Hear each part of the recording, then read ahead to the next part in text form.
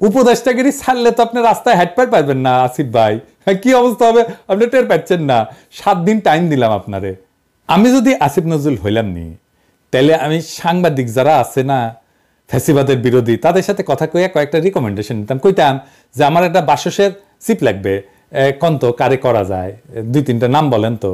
তারপরে জিজ্ঞেস করতাম এর নাম কেন কইলেন, তার যুক্তিগুলো শুনতাম, লিখে রাখতাম, সবগুলা লিখতাম, শুনতাম, লিখতাম, শুনতাম, লিখতাম। কাদের সাথে আলাপ করতাম? কনক সারোয়ারের সাথে আলাপ করতাম, স্বামীর সাথে আলাপ করতাম, তাসনিম খলিলের সাথে আলাপ করতাম, মনির হায়দারের সাথে আলাপ করতাম, শাহেদ আলমের সাথে আলাপ করতাম, ইলিয়াসের সাথে আলাপ করতাম, মুশফিকুল ফজলের সাথে আলাপ করতাম, আরো যাদের নাম বলি নাই তাদের সাথেও আলাপ করতাম, মানে যারা ফ্যাসি বিরোধী এবং আমার যাদের সাথে রিচ আছে, কথাবার্তা হয় আর কি।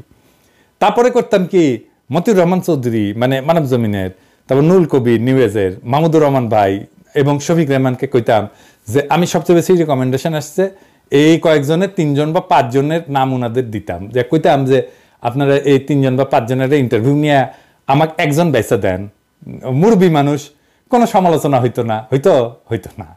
হ্যাঁ, এবং তারপরে যেটা হইতো আমি তার সবাইকে আবার কইতাম যে যে বুঝছেন এই যে এই টিচার মুরব্বী না, এই বেচে দিছে ওনারে, ঠিক আছে না। এবং দেখতেন সবাই কইতো যে ঠিক আছে, এটা অপছন্দ হইলেও কইতো ঠিক আছে। কিন্তু আসিফ নজরুল সিলেকশন করিচ্ছে উনি কারে চিনেন, কার সাথে ওনার সম্পর্ক আছে এর বেসিসে, মানে প্রথমেই বায়াস। এর মধ্যে বিএসএমএম এর ভিসি খসরু ভাইকে দিচ্ছেন, সাইদুর রহমান খসরু ভাই। আমি ওনার পছন্দ করি খসরু ভাইকে, কিন্তু এটা কিন্তু পছন্দ করেনি অনেকেই, মানে বাইর করছে তারা যে গণস্বাস্থ্য আর গণবিশ্ববিদ্যালয়ের ট্রাস্টি বোর্ডে আসিফ নজরুল আছে, রেজনা আছে, ফরিদাপা আছে, মানে 3জন আছে এই সরকারের উপদেষ্টা। আর এই গণস্বাস্থ্যের কানেকশনেই খসরু ভিসি হয়েছে। আমি একজন খুবই দায়িত্বশীল চিকিৎসক নেতার কাছে শুনছি যে খসরু ভাই নাকি বিএনপি পন্থী চিকিৎসকদের বিএসএমএমও ছাড়া করার কথা নাকি প্রকাশ্যে বলছেন।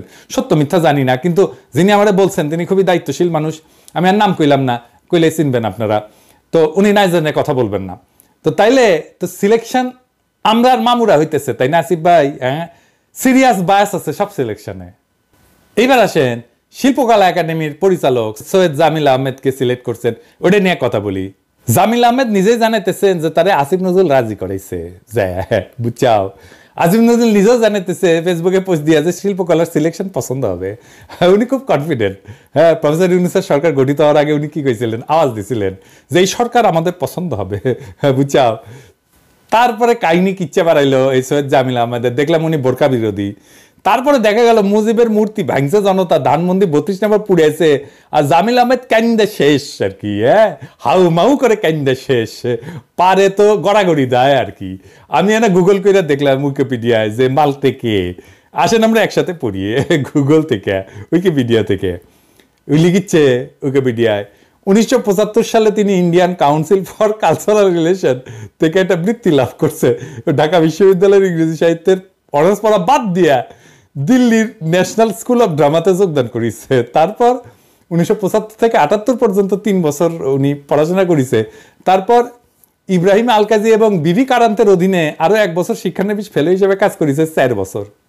আলকাজি তাকে ওয়েস্টার্ন থিয়েটারের ব্যাপারে এবং কারান্ত তাকে দক্ষিণ এশিয়ার ঐতিহ্যবাহী থিয়েটারের ব্যাপারে সম্যক জ্ঞান নাকি দান করেছে, বুঝছাও। ইন্ডিয়া ট্রেন্ড, হ্যাঁ 4 বছর ছিল ওটি। হ্যাঁ, মানে হাসিনার পোলা মাইয়া যেরকম ইন্ডিয়াত পড়াশোনা করেছে উনকে আর কি। মানে একটা জিনিস মাথায় রাখবেন যে কে কোটি পড়িচ্ছে তার উপরে তার মাইন্ডসেট তৈরি হয়, বুঝছাও। আমার মাইন্ডসেট হচ্ছে বগুড়ার মাইন্ডসেট, রাজশাহীর মাইন্ডসেট আর প্যারিসের মাইন্ডসেট, কারণ এই জায়গাগুলোতে আমি পড়েছি, বুঝছাও। তো মানে বুঝেছেন তো, এই যে ইসলামোফোবিয়া এটা ইন্ডিয়া থেকে শিখিছে, পুরাই ইন্ডিয়ান মাল, পুরাই আওয়ামী লীগ। আর তারে আসিফ নজরুল পুনর্বাসন করেছে। আসিফ নজরুল শুধু পিছে মুজিবের ছবি লাগায় কাম করছে না, বুকের মধ্যে আওয়ামী চেতনা নিয়ে কাম করছে। উনি লাইভ করে কইছেন যে উনি কাম করে কুল পাইতেছেন না, করতেছেন তা কাম। আসিফ ভাই, আমি আর ইন্ডিয়ান হেজিমনির বিরুদ্ধে আমাদের কাউন্টার ন্যারেটিভ তৈরি করা লাগবে।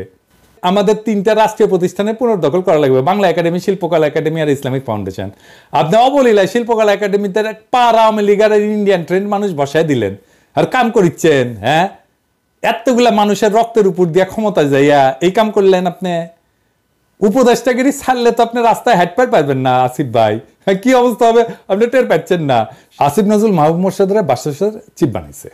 আমি মাহবুব মোর্শেদকে পছন্দ করি, কিন্তু ভালো ছেলে, ভালো লেখালেখি করে এবং তার চিন্তাভাবনা পরিষ্কার, সব ঠিক আছে। কিন্তু আমি তার ক্যাপাসিটি বাসসের চিফ হিসেবে মূল্যায়ন করতে পারবো না। আমি তো সাংবাদিক না, তাই না? কিন্তু আমার সিলেকশনের সময় নিশ্চিত হইতে হবে যে আমার সিলেকশন রাইট। আমি যখন একটা পজিশনে থাকবো, ক্ষমতার পজিশনে থাকবো, আমার সিলেকশন হইতে হবে আনবায়াসড, আমি বায়াসড হইতে পারবো না। আবার দেখেন মাহবুব মোর্শেদ নিজেই কইতেছে যে আসিফ নজরুলের সিলেকশনগুলো ভালো হইতেছে। মাহবুব মোর্শেদ বুঝতেই পারে নাই যে এটা সে নিজে বলতে পারে না, যেহেতু সে আসিফ নজরুলের একজন সিলেকশন। এটা অন্যরা বলবে। এই সিলেকশন নিয়ে অনেক সমালোচনা হয়েছে মাহবুব মোর্শেদের। আবার মোহাম্মদ আজমের সিলেকশন সবাই পছন্দ করছে। যাই হোক, এতে আসিফ নজরুল আনন্দিত হওয়ার কিছু নেই। আবার কইছে যে বাংলা একাডেমি যেভাবে পছন্দ হয়েছে সেভাবে শিল্পকলা একাডেমিও পছন্দ হবে। হ্যাঁ, ওই আনন্দিত হওয়ার কিছু নাই আসিফ ভাই। নষ্ট ঘড়িও দিনে 2 বার ঠিক সময় দেয়। আপনার নষ্ট ঘড়ি, আপনার ম্যানেজারিয়াল স্কিল একদম 0, 0। সেজন্য আপনি দিনে 2 বার সময় দেন, আপনার ব্যাটারি গেছে। তো যাই হোক, আমি হইলে বাসের সিলেকশন কেমনে করতাম তার একটা মডেল দিই। হ্যাঁ, ইনফ্যাক্ট আমার এই ধরনের কাজ করতে হয় আমার প্রফেশনে, পেশা। আমি এখানে মানে প্যারিসে আমার কোম্পানিতে আমি গ্লোবাল মেডিকেল রিলেশনে কাজ করি। গ্লোবাল মানে কিন্তু সারা দুনিয়া, যেখানে আমাদের কাজ আছে, মানে আমার কোম্পানির কাজ আছে। আমি অফিসের কাজে খুব কমই ট্রাভেল করি, আপনারা জানেন। ট্রাভেল করলে আমি তো বলে দিই আমি কই গেছি না গেছি। আমাকে রিকমেন্ড করতে হয়, ধরা যাক যে হংকং, কোন এক্সপার্ট দিয়ে আমি অ্যাডভাইজারি বোর্ড করব। অ্যাডভাইজারি বোর্ড মানে যারা পরামর্শ দেয় কোম্পানিকে, ফর্মাল ওয়েতে পরামর্শ দেয়, বিস্তারিত আর গেলাম না। বা ধরুন আফ্রিকার কোন দেশে কোন ডার্মাটোলজিস্ট চামড়ার উপরে ক্লাইমেট চেঞ্জ মানে পরিবেশের পরিবর্তনের ইফেক্ট নিয়ে এক্সপার্ট। কঠিন জটিল বিষয়, কিন্তু আমি হংকংয়ে যাইও না, আফ্রিকায় যাইও না। কিন্তু আমি যেটা রিকমেন্ড করি, যেটা আমার করতে হয় দেশগুলোকে, তার 99% কেসে পারফেক্ট হয়।